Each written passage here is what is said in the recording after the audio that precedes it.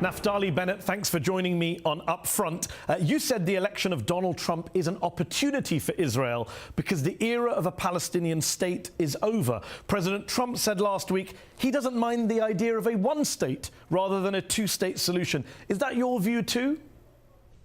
Well, there already exist two states for the Palestinians. One in Gaza, a full-blown state run by Hamas, and the other is Jordan, where 70% of the citizens are indeed Palestinians. So the discussion is whether we need a third Palestinian state smack in the heart of Israel, and the answer is no. We need to strengthen Israel and create regional peace based on a common interest, which is to fight against radical Iran, which is out to create a hegemony in the region. Well, of course, no one in the world agrees with you that Gaza and Jordan are Palestinian states. In fact, the United Nations says Gaza is still officially occupied by Israel. But let's just focus on this one state that does exist right now in that area, specifically the state of Israel, which you're a minister of, representative of. Isn't the real question that if there is just one state left standing in that particular patch of land, should it be a state in which Jews and Palestinians live side by side as equal citizens, or should it be a state in which Jewish citizens are privileged over Palestinian citizens, while millions of other Palestinians remain under occupation without a right to self-determination? Well, first of all, I beg to differ. In Gaza, we did everything by the book. We pulled back to the 67 lines, pulled out our military, pulled out and expelled our people, and handed it over to Abu Mazen. They today have a state there. They decided to shoot tens of thousands of rockets on Israelis, and we fight back. Israel will not tolerate terror states.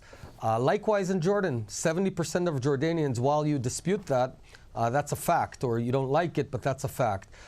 Regarding Israel, Israel is perhaps the only true democracy in the Middle East where we have about 1.8 million Arabs, including a Supreme Court justice, including 13 Arab members of Knesset. I don't see any Jewish members of Knesset in any Arab Muslim countries. So just on that point, Israel, we have a full, vibrant democracy which will on the democratic point, Israel is a democracy, of course, for some people. Of course, Israel also rules over 3 million Palestinians in the occupied West Bank. For 40 years, you've ruled over millions of people who have no vote whatsoever to control their lives. How are you democratic when you're not giving them a vote? And I believe your plan now is to annex a chunk of the West Bank, I think 60% of the West Bank. That's how you want to supposedly end the conflict. And yet you'll leave millions of people again without a state, without self-determination, without a government of their own, without nationhood. You should do your homework. We've been there 50 years, not 40 years. They do vote. They vote for the Palestinian parliament. They voted in 2006. Abu Mazen decided not to hold more elections. You should probably ask him about democracy and how democracy should be. But they have their own flag, their own anthem.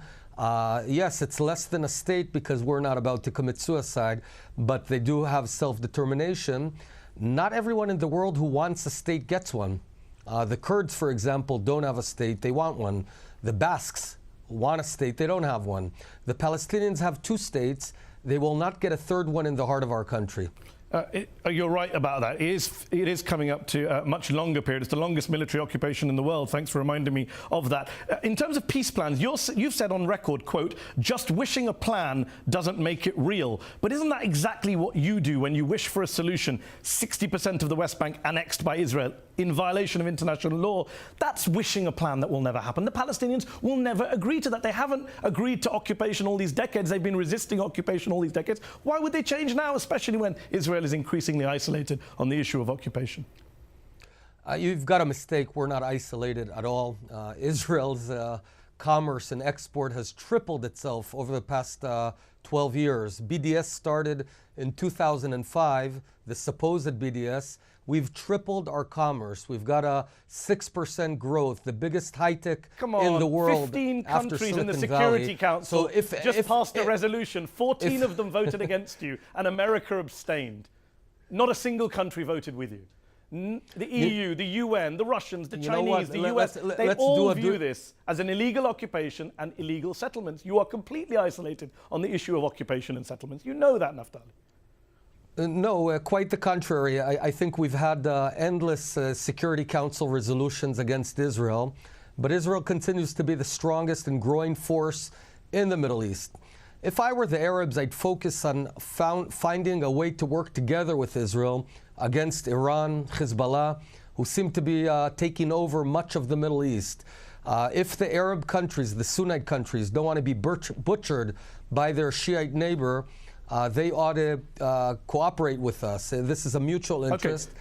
We need to work together against the big menace. Okay. We're not about, let me be very clear though. Hold on. Mahdi, we are not going to give up our tiny piece of land.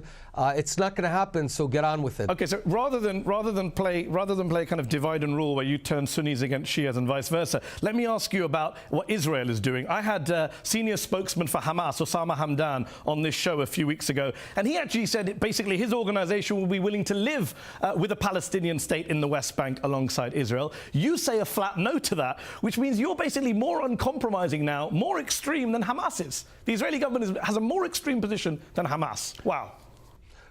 Well, Hamas has proven what happens when we give even a centimeter of land to Arabs. They shoot missiles at us. We left Gaza. We handed it over to Abu Mazen. You didn't leave Gaza. Hamas took Come on. over. You control the airspace. You control the territorial waters. You control the borders. You control the population register. Is that what you call leaving? Absolutely not. Again, you need to do your homework. We left. The moment they started shooting do you not rockets control at the us, airspace? yes, we defend ourselves. Do you not control the airspace and territorial waters? Do you not? Is that incorrect? The moment we left Gaza, I'll take that as a we handed over the keys to them. We did not seek to control of anything. But make no mistake, Israel will always defend itself against terrorist neighbors. Now, it turns out that every time you give Muslim Arabs a chunk of Israel's land, they turn it into a terror base. We're not going to let that happen. Now, I served in the Israeli military as a major in a commando unit. I lost friends. There's no one wants peace more than me, but peace will be achieved by strength, not by carving out our tiny country and handing it over to our enemies. You're not carving out your own country. You're withdrawing from occupied territories, which everyone in the world, including Israel's own Supreme Court, regards as occupied territory. That's the problem. You can't carve out stuff that's not your own. Mahdi, I guess what you need to do is go back and change the Bible. You need to change the narrative of the Bible because it's all there. And I assume is Israel a theocracy? All Muslims, is Christians, Israel now a theocracy? and Is Jews. it a religious state? I assume. Why are you quoting the Bible to me? I'm quoting the Supreme Christians, Court Muslims, of and your Jews. country. Hold on, the Supreme Court of your country. Let me finish. Let me just put the quote of the Supreme Court to you and then you respond. You're finding the Judea and Samaria areas are held by the state of Israel in belligerent occupation. That is the view of the Supreme Court of your country. Are you saying the Bible trumps your Supreme Court? Is Israel now a theocracy? Let me finish. Billions of Muslims and Christians believe in the Bible. I assume, including yourself, I don't know. If you want to say that our land does not belong to us, I suggest you go change the Bible first, come back and then show me a new Bible that says that the land of Israel doesn't belong to Jews. Okay, so now, if it's very convenient for you to sort of shove that away, that's fine. I'm not shoving anyway. You've made your religious education point. You're right. Yeah. Go on. Okay, thank you. Regarding the Supreme Court in Israel, that's a political decision. It's true that in 1967, we released Judea and Samaria from an occupied status of Jordan. Jordan never owned Judea and Samaria.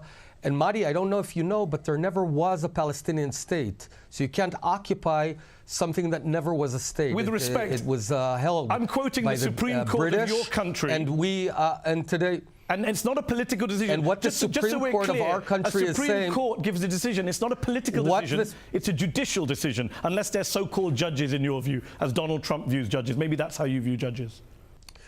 The Supreme Court is waiting for the government of Israel to decide what is the future. And today, the areas are disputed areas. I understand that the Palestinians want a third Palestinian state in the heart of our country.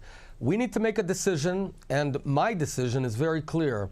That land is ours, and no one can occupy his own home The land of Israel has always been Jewish for thousands of years, will always be Jewish. We will enjoy and host within our country millions of Arabs, 1.8 million Arabs that enjoy full citizenship. But it is a Jewish and democratic country. I want to point out, though, Mahdi, one more point. Okay, very briefly. Hold on. Very briefly. Hold on. One more point. There's apartheid, and very severe apartheid, going on in Lebanon and Syria for 50 years, actually for 68 years. The descendants of Palestinian refugees from 1948 have no status there. They're not citizens. They're not even residents. Yep. They can't work in the government. Can't become lawyers. And when can't members buy of those governments a piece of land. come on this show, I would expect. I asked questions of those governments. You're representing Israel. If you really want to talk about apartheid, you know very well that leading South Africans like Desmond Tutu have accused Israel of practicing apartheid. You know that. You brought up the A word, the apartheid word. Desmond Tutu has said when he went to the West Bank, it reminded him of apartheid South Africa. You know that. I would suggest that we join forces, the Arab world and Israel, to solve the Palestinian refugee problem in the place they live already, in Lebanon, even though international in Syria, law guarantees in Jordan, them a right to all return. across the Arab.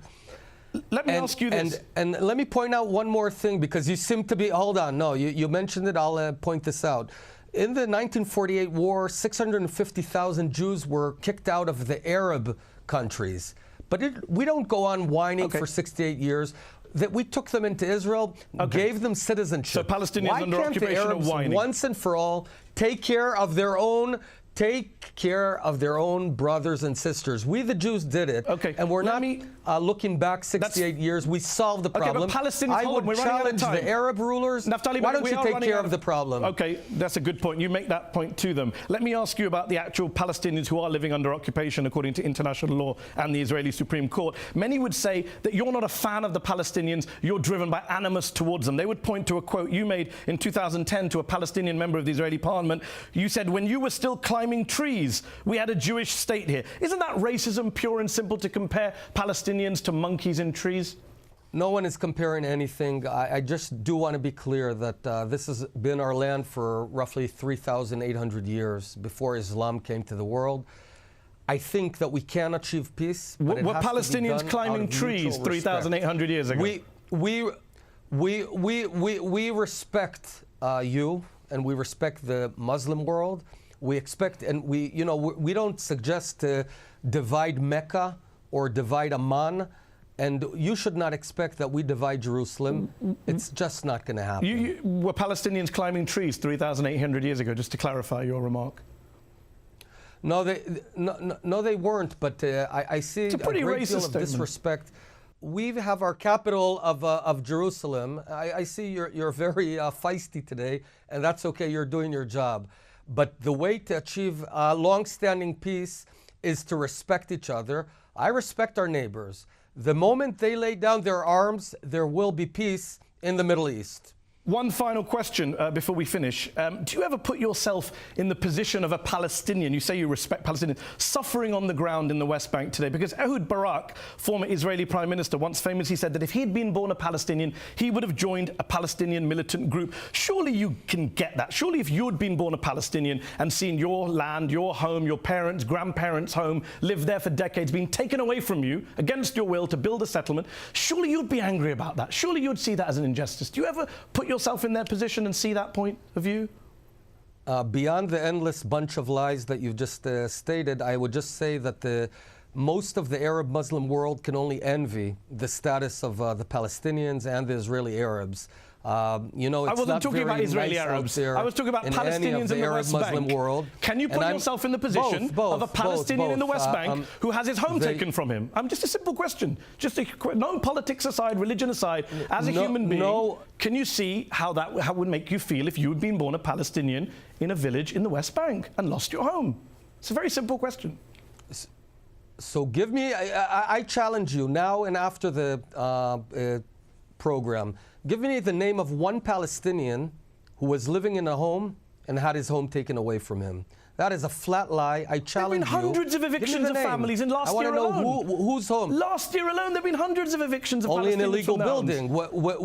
also in Israel, if you build illegally, you take your home away. Naftali Bennett, your government just passed a law to retroactively legalize land. Give me a then name. Why did you pass a law to retroactively legalize land you took from the Palestinians?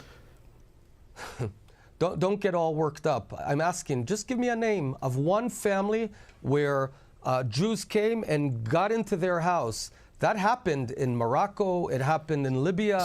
It happened in Egypt. We've run out of time. You have no empathy for Palestinian suffering in the West Bank. You have no empathy for Palestinian suffering in the West Bank. I have a lot of empathy. No. Quite the contrary. I have a lot of empathy. I live side by side with the Palestinians. No one's going anywhere. We're here to stay. They're here to stay. We have to find a way to live together. It's not going to be, though, Mahdi, by coming up with lies. It's going to be by mutual respect. We'll find a way to make peace. It's going to happen. Naftali Bennett, thanks for joining me on UpFront.